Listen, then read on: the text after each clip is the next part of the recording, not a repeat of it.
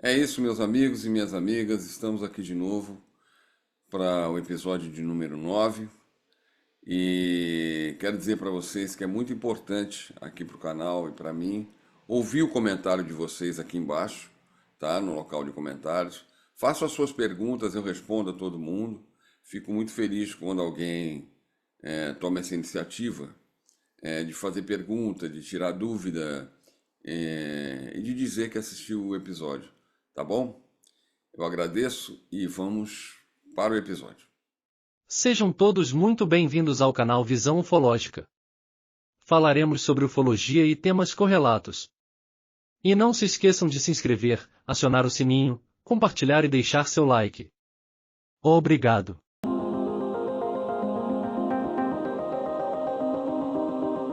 Vamos começar pelo ano de 1976, quando eu conheci a Irene Grank. Eu quero recordar vocês que no episódio em que eu falei a respeito desse assunto que eu vou falar agora, eu falei rapidamente sem fazer essa conexão que eu vou fazer agora, ok? Então, naquela época, naquele dia em que a Irene me mostra ah, um desenho, tá? De um suposto Grey que não tinha esse nome ainda naquela época, porque ele não era visto, esse tipo de entidade não era vista em nenhum local do planeta, a não ser em pontos muito específicos e poucos nos Estados Unidos da América do Norte. Então, até então, os Greys, né? Aqueles pequenininhos de 1,10 m, 1,20 m, cabeças grandes, formato de pera invertida, com os olhos grandes, oblíquos, negros, né? Sem pelo nenhum, meio acinzentados, daí o nome deles, né? De Grey, não eram vistos pelo mundo todo. E naquele dia que eu vi um suposto desenho, retrato falado, que a Irene me mostrou, de um Grey, que eu perguntei para ela o que que era, ela falou, não, isso aqui você não se preocupa, porque isso não é visto muito no mundo, principalmente no Brasil, em outros lugares da Europa, só em alguns pouquíssimos lugares nos Estados Unidos. E eu, do meu íntimo, veio aquela frase que eu falei para ela, olha, eles vão dominar o mundo no sentido de propaganda. E hoje, de fato, a propaganda é feita com o rosto deles, tudo é feito assim, né? É chaveiro, caneta, camiseta, boné, máscara, tudo tem o símbolo dos Greys, né? Aquele rostinho em forma de pera, com aqueles olhos grandes e tal. Então, aquilo que eu falei em 1976 para a Irene acabou se tornando realidade. E eu me pergunto, da onde eu tirei essa informação? Eu era um novato, no sentido do mundo ufológico acadêmico, vamos chamar assim. Eu não tinha conexão com nenhum ufólogo, a não ser com a Irene ali naquele momento, e mesmo assim no início do nosso relacionamento, né? Então, da onde eu tirei? Fato é que isso se tornou uma realidade. O que eu falei naquele momento virou uma realidade. E é a partir daí que eu vou relatar algumas coisas para vocês. Bem, em 1979, com 19 anos de idade, portanto, quando eu já namorava com a Sandra e tinha conhecido o Jorge, aquele ano de 1979 foi muito importante para mim, com muitos eventos ufológicos, muitos eventos paranormais, muitos eventos estranhos. E eu, certo dia, fiquei frente a frente com o Grey pela primeira vez. Estava no meu quarto, no apartamento onde eu, meu pai e minha mãe morávamos, e porta do quarto aberta, a luz do corredor acesa, quando de repente eu sentado na cama, olhei para minha frente e não conseguia mais me mexer. E se materializou um Grey na minha frente. Se eu pudesse me mexer, ele estaria um braço de distância, 1 metro e pouco de distância de mim. Eu conseguiria provavelmente tocá-lo. Porém, eu não tinha mais movimento. Eu não tinha como falar, eu não tinha como levantar, não tinha como me mexer. A única coisa que eu conseguia era pensar, raciocinar um pouco a respeito do que estava acontecendo e movimentar meus olhos para ver todo o movimento ali no quarto. Ele ficou muito parado na minha frente, tão parado e tão estático, que eu só consegui ver certos movimentos nele, prestando muita, mas muita atenção mesmo. Eram movimentos muito rápidos, que praticamente imperceptível aos nossos olhos, e pequenos, curtos, robóticos, né? Que eu vim entender um pouquinho depois o porquê. Esses movimentos rápidos, robóticos, além disso, tinham em volta, no contorno do seu corpo, uma luz esverdeada, clara, muito luminosa, da espessura de um dedo, como se fosse o que nós chamamos de aura, só que a nossa de uma maneira muito diferente. A deles, espessura de um dedo, mais ou menos, em todo o contorno dele, luminosa, parecendo um neon, esverdeado, muito claro, muito luminoso. Ficamos assim nos olhando, eu olhando para ele, ele olhando para mim, durante algum tempo. Não foi muito tempo isso, né? Foi, acredito eu, que 1 minuto e meio, por aí, 2 minutos no máximo. Após isso, ele começou a desaparecer na minha frente, de baixo para cima, ou seja, dos pés para a cabeça. Ele começou a sumir. E quando a última parte da cabeça dele, o topo da cabeça dele, sumiu, eu voltei a ficar solto, né? Aquela paralisia sumiu, e aí eu pude procurar, tentar tocar, mas já não tinha nada naquele local onde ele estava. Me levantei e aquilo ficou na minha mente, né? Vocês imaginam que eu não dormi aquela noite, né? Pensando naquilo que havia acabado de acontecer e, assim, queria muito contar para os meus amigos, né, aquilo que acabaram de acontecer. Então, foi a primeira vez realmente que eu tive frente a frente com o Grey. Passado um bom tempo, eu recebo dos seres com quem eu já tinha contato, Jorge tinha contato, Helder tinha contato, eu recebo um convite para estudar com eles, ou aprender, melhor dizendo, não é nem estudar, aprender com eles. E é lógico, quando falo em aprendizado, eu pensei numa sala de aula padrão, como a nossa, ingenuidade minha pensar isso. Mas pensei numa sala de aula padrão, pensei em aula, em aprender, sei lá o que, com eles. Aquilo me interessou muito, né? E só que tinha um porém. Esse aprendizado ia ser numa base deles, não na minha casa. E outra coisa, eu tinha duas maneiras de ir nesses aprendizados. Uma era em corpo físico, ou seja, sendo abduzido e aparecendo lá, sabe-se lá como, ou de uma maneira fora da matéria, né? Eram as duas maneiras. Eu optei, depois de um bom tempo, eu pedi um tempo para pensar, eles me concederam esse tempo, que durou pelo menos uma semana, e eu aceitei o convite. Por que eu aceitei o convite? Pura curiosidade. Eu queria saber e não queria perder essa oportunidade de ter um convite como esse. Eu pensei, tudo bem, estou me arriscando, não sei o que eu posso encontrar, não sei até onde eu posso confiar realmente, mas eu não posso perder a oportunidade de conhecer algo tão fora de todos os parâmetros, né? Eu estava muito curioso sobre aquilo, né? E então aceitei, né?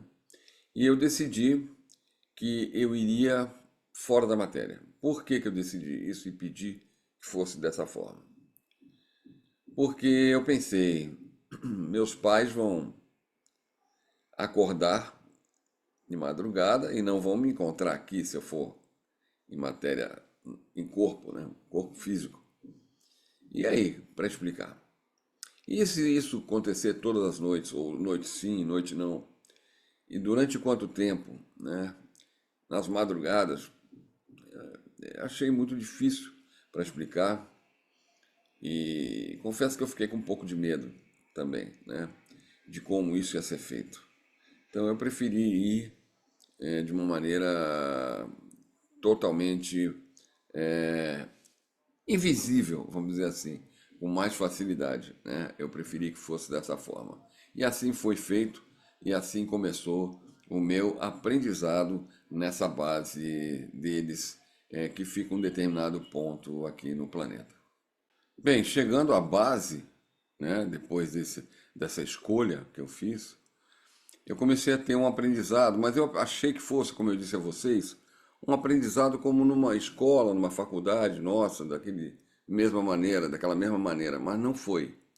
Eu ficava deitado numa espécie de uma maca que parecia de pedra, acrílico, não sei dizer para vocês, e ali vinha um grey até mim, né? E me olhava fixamente nos olhos e me passava informações em bloco. Eu não ouvia voz, nunca ouvi voz. Não haviam frases, não havia, haviam blocos de informação que eram depositados, eu vou usar essa palavra, na minha mente, né? E assim foi durante alguns meses, né, que isso aconteceu. Na última vez que eu já sabia, porque eu havia sido avisado que era a última programação de ir na base para receber essas informações e voltar, não haveria mais após aquele dia.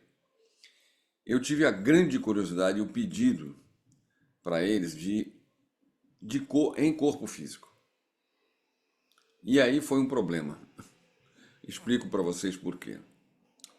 Até pouco tempo atrás, eu não me lembrava desse fato que eu vou relatar para vocês. Mas reencontrando um grande amigo meu e a esposa dele, que eu havia. Sabe como é? A vida leva a gente por caminhos, a gente às vezes se perde das pessoas. E o bom é que muitas vezes a gente se encontra lá na frente. Foi o caso dele. Nós nos reencontramos e ele veio me visitar e ele me contou, porque além de amigo, ele foi meu aluno de música, né, no início. Eu era colega do irmão dele, de turma, de colégio, e ele me falou do irmão mais novo que queria aprender, se eu poderia ensinar, e eu disse que sim, e foi assim que ele acabou sendo meu aluno de música. E viramos amigos depois disso, obviamente, né? A idade vai avançando, ele se casou. E a última vez que eu me lembro dele, se não me engano, foi um pouco depois do casamento. E depois nunca mais o vi, porque nossas vidas, cada uma tomou um rumo. E ele vindo aqui em casa, a convite meu e da minha esposa, que a gente não se via há muito tempo, ele me contou uma história que eu não lembrava. E a história é a seguinte: um dia ele chegou na minha casa para ter uma aula que a gente havia marcado, e minha mãe, atendendo a porta, disse para ele: Olha, hoje ele não vai poder te atender porque aconteceu uma coisa meio estranha, ele está dormindo, ele está descansando e não sei o que e tal. E ele quis saber o que havia acontecido e minha mãe contou. O que havia acontecido foi o seguinte: eu havia sumido e haviam me encontrado no playground do prédio, praticamente sem roupa, num canto do playground, né? Aí veio, parece que o síndico, meu pai, não sei quem é que veio, pessoas, e me cobriram tal, e me levaram para casa, e eu não falava coisa com coisa, eu estava meio grogue e tal, coisa desse tipo. E aí eu me lembrei, foi justamente naquela noite que eu havia pedido, que era a última noite, que eu havia pedido para ir em corpo físico até a base para poder fazer lá meu aprendizado, né? Dar continuidade ao meu aprendizado, meu último dia de aprendizado. Aquilo me gerou um trauma muito grande que acabou se transformando numa síndrome do pânico, que não era conhecida naquela época, né? Aquilo era uma coisa em 1979, não havia nem o título, né, do síndrome do pânico ou crise de pânico, e muito menos, né?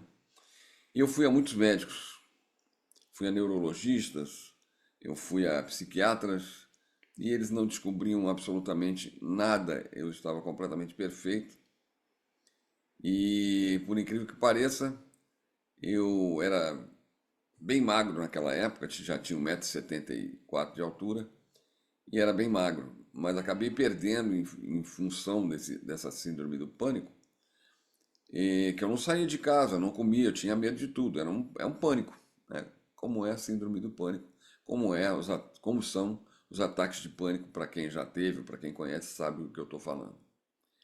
E eu não saía de casa, né? Não saía de casa de jeito nenhum. E eu já era, como eu disse, 1,74 m e todo mundo preocupado em casa, e meus pais compravam os remédios que os médicos passavam, e eu, inconscientemente, não sei porquê, eu não tomava os remédios. Quer dizer, eu não impedia deles comprarem, né, do meu pai comprar os remédios, porque o que eu ia falar? Que eu não ia tomar, que eu me recusava. E, por outro lado, também não tomava porque eu sabia que aquilo ia me fazer mal de alguma forma, não sei por que eu sabia, mas sabia. Então eu não tomava, eu fingia que tomava e não tomava. Depois de um mês, mais ou menos, naquela situação, eu tive a ideia e o medo, enfim, de querer que minha mãe lesse a Bíblia para mim. Só que lá em casa não havia uma Bíblia, pelo menos o que a gente lembrasse. Eu não acreditava em Deus, como eu já falei para vocês. Meu pai era católico, mas minha mãe, católica por dizer só, porque também não frequentava lugar nenhum. Mas de todo jeito, ela foi procurar e achou uma pequena Bíblia, numa gaveta. E ela falava: "O que você quer que eu leia?" Eu falava assim: "Abre qualquer página e lê." A partir do momento que ela começou a fazer isso, eu comecei a dormir, porque eu não dormia. Era horrível, eu não conseguia dormir, eu tinha medo. Era ataque de pânico, medo que ia morrer, coração disparava, respiração ofegante, parece que você vai morrer, né? É um trauma muito forte, né?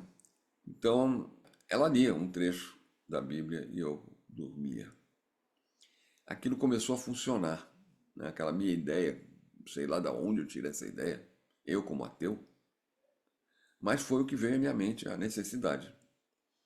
E eu comecei a descansar um pouco mais, a dormir, até que comecei a me alimentar com caldos, né? Sopa, coisa muito, nada sólido.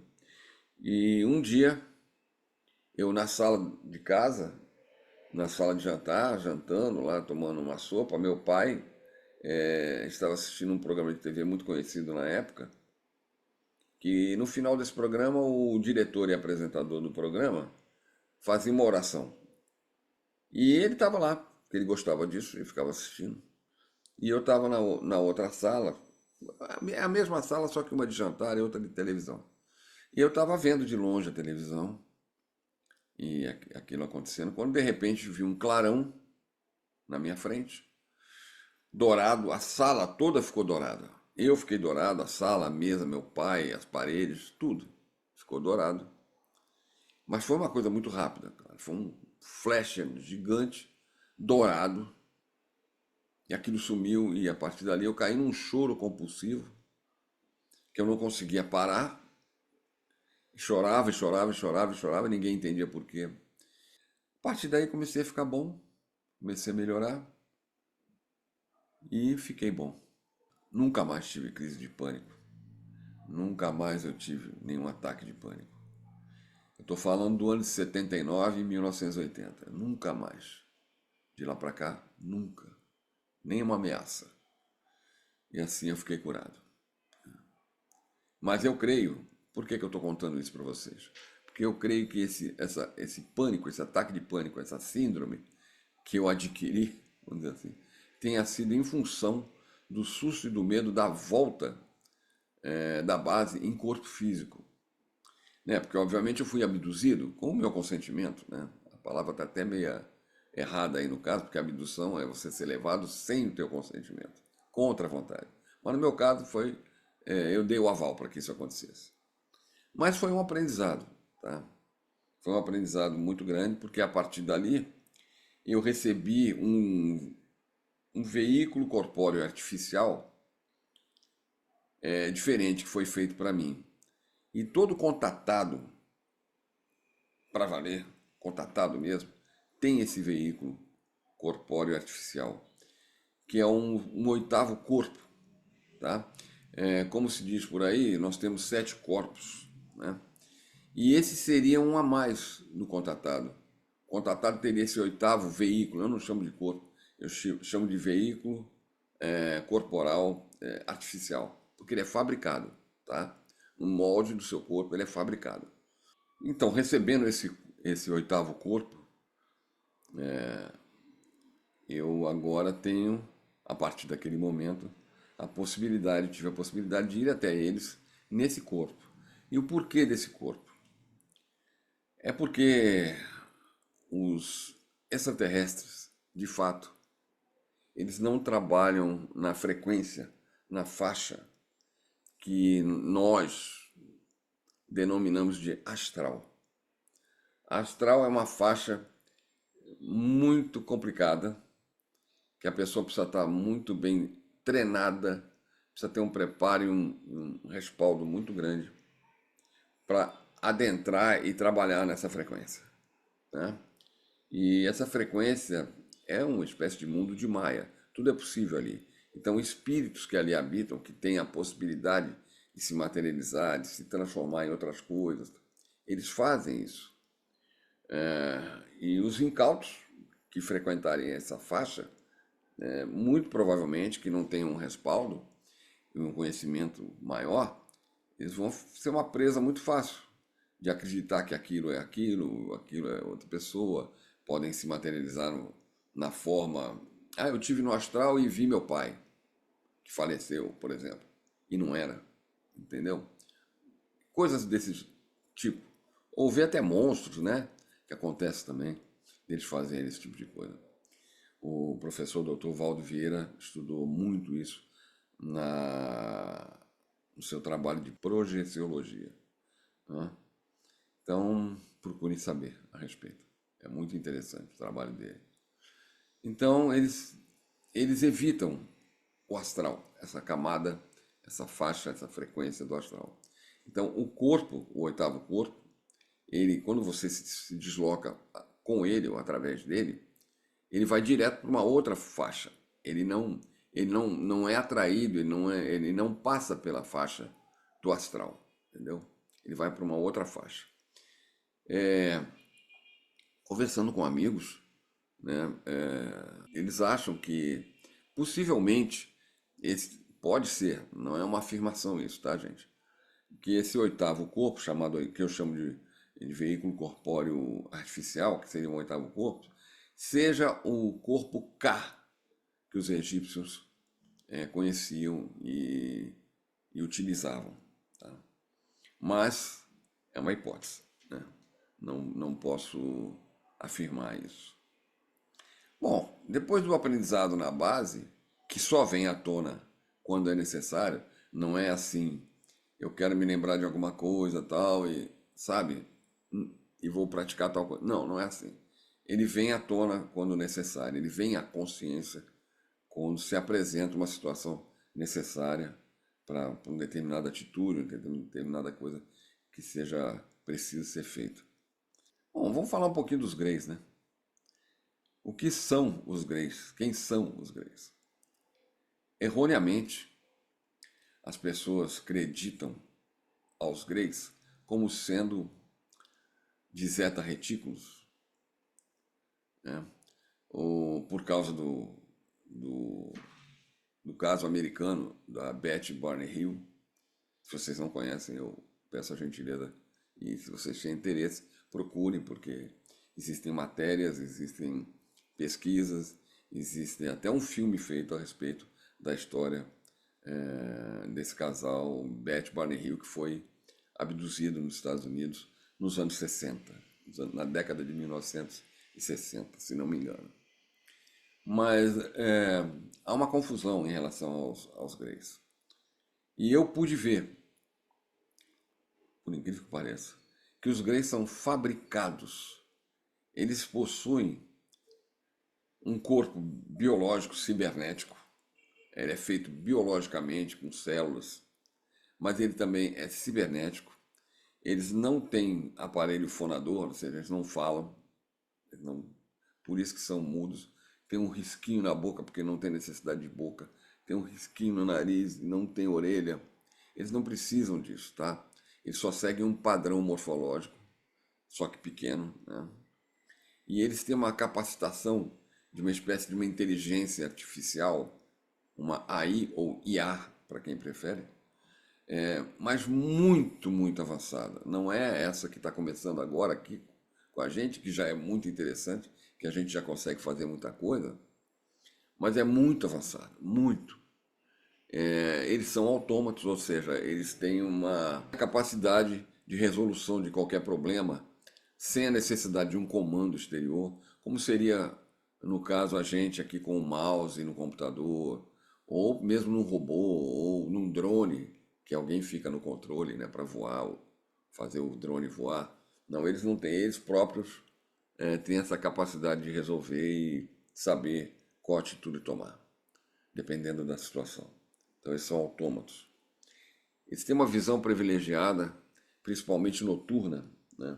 E os olhos deles, por baixo daquela camada preta, que parece uma pupila gigante, né?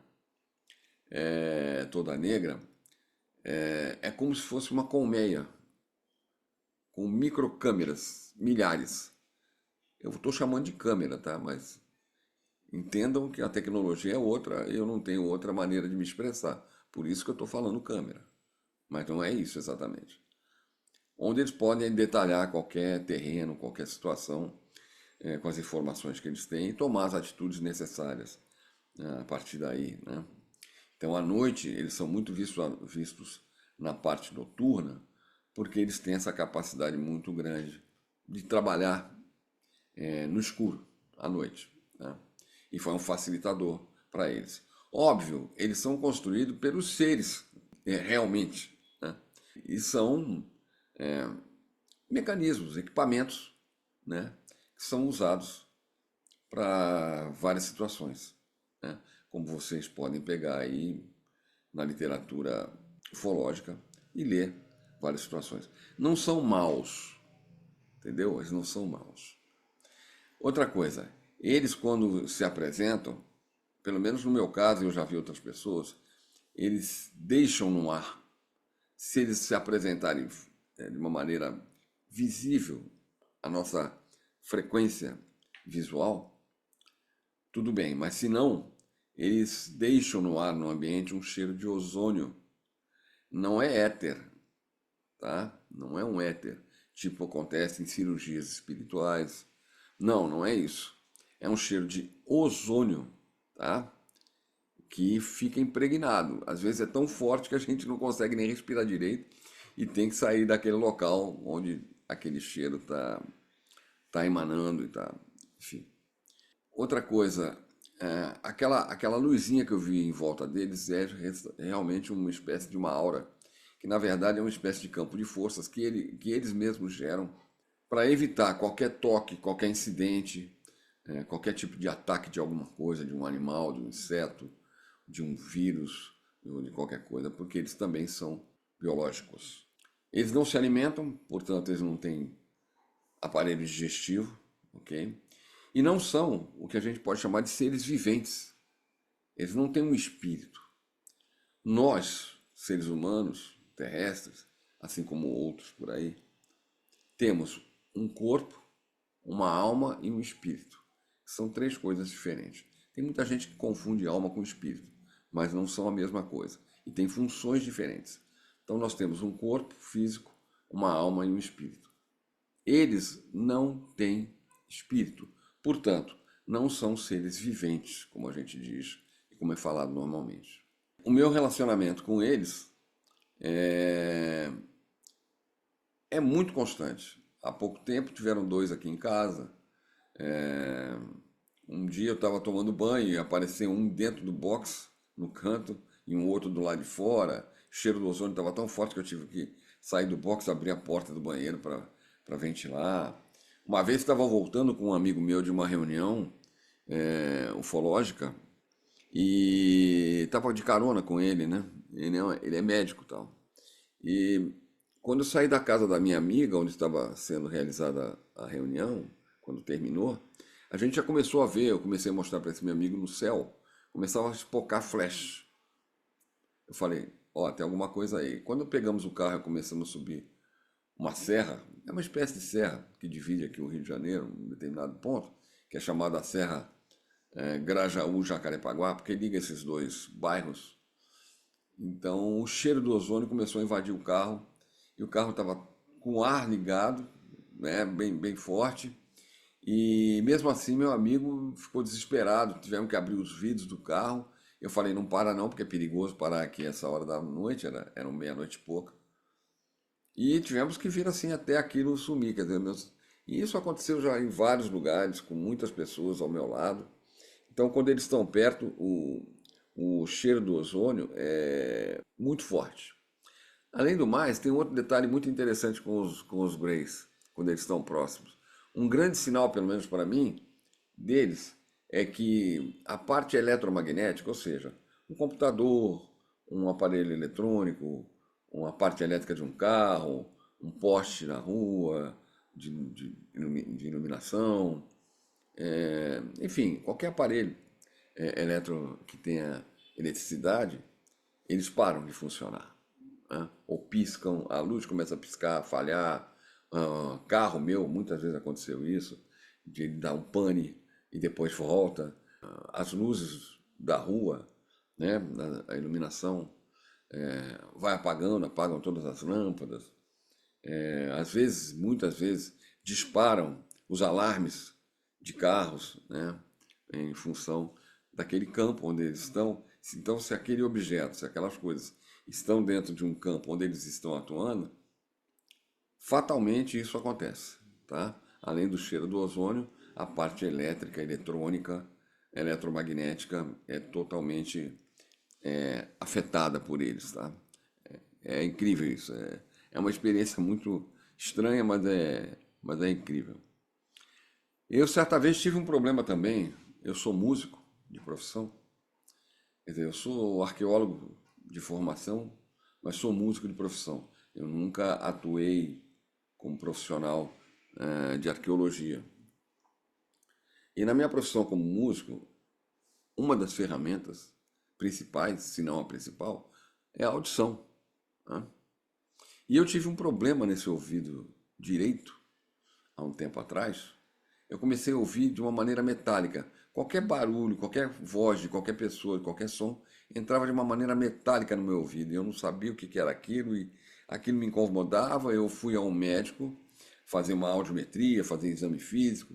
A audiometria deu uma pequeníssima perda de audição no ouvido direito, o que não justificava o que estava acontecendo comigo. Depois fiz um exame físico, também não foi encontrado nenhuma deformidade ou nada de anormal por dentro do meu ouvido, mas aquilo continuava, a ponto de eu colocar algodão dentro do ouvido para não escutar, porque aquilo incomodava. Então eu preferi escutar só pelo ouvido esquerdo. E uma determinada noite, aquilo já estava me incomodando há um bom tempo, me atrapalhando minha vida pessoal, inclusive. Uma determinada noite eu acordo, olho para a porta do quarto e eu vejo um Grey. Tento me mexer, aquela mesma coisa. Não consigo, paralisia. Estou de olhos abertos, estou acordado, não consigo me mexer, não consigo falar. Olho com um canto de olho e vejo que minha esposa está dormindo profundamente. E aquele Grey, ele se aproxima de mim. Eu vejo que um ser maior fica na porta o tempo todo, não entra no quarto. O Grey entra, vem até mim, e eu, muito assustado, já nesse momento comecei a pedir para Jesus, né? E eu escuto bem claro na minha mente, né? Eu tenho esse entendimento. não tem problema nenhum você pedir para o seu Jesus, assim mesmo. Isso vai ser até de grande valia para você mesmo. Mas eu vou fazer o que eu vim fazer. Eu vou cumprir aquilo que eu tenho que fazer. E fez. Tinha uma espécie de uma agulha comprida, não era uma agulha, vou chamar de agulha comprida, e ele enfiou no meu ouvido. Não senti nenhuma dor. Estava preparado para sentir, mas não senti nada. Ele enfiou no meu ouvido e fez alguma coisa lá dentro, que eu não sei o que foi. Não durou muito tempo isso. Isso foi coisa de 2 minutos. Ele fez alguma coisa lá dentro, retirou aquela agulha e voltou para a porta. E ele, com mais aquele outro ser mais alto que não entrou no quarto, simplesmente sumiram, se projetaram e sumiram. Nunca mais tive problema no ouvido direito. Eles resolveram. Eu não sei se é algum implante. Depois foi me dito isso, que eles vieram mexer num implante que tinha causado alguma coisa, não sei o que exatamente, não tenho ideia, e que eles vieram dar uma regulada, ou sei lá, não sei explicar para vocês. Tá? É uma situação estranha, né? E eu, depois disso, nunca mais tive nada. Então, assim, então a minha vida junto aos Greys foi sempre muito próxima e nunca de maneira ruim, em nenhum momento. Até nos momentos, como eu acabei de falar agora no ouvido, que eu achei que eu ia sentir dor, alguma coisa, não senti nada. Ou seja, até nos momentos em que eu esperava que eu fosse sentir ou ter alguma rejeição, algum problema de dor ou qualquer coisa que me desagradasse, ou me incomodasse, ou me causasse alguma lesão, nunca tive, nunca tive. Certa vez no quarto também, dormindo, eu acordo de repente e vejo uma luzinha no meu peito, eu estava sem camisa. Rio de Janeiro é calor, né, gente? Eu estava sem camisa e vejo no centro do meu peito uma bolinha luminosa. A minha atitude foi pegar e arrancar. Estava presa. Eu arranquei.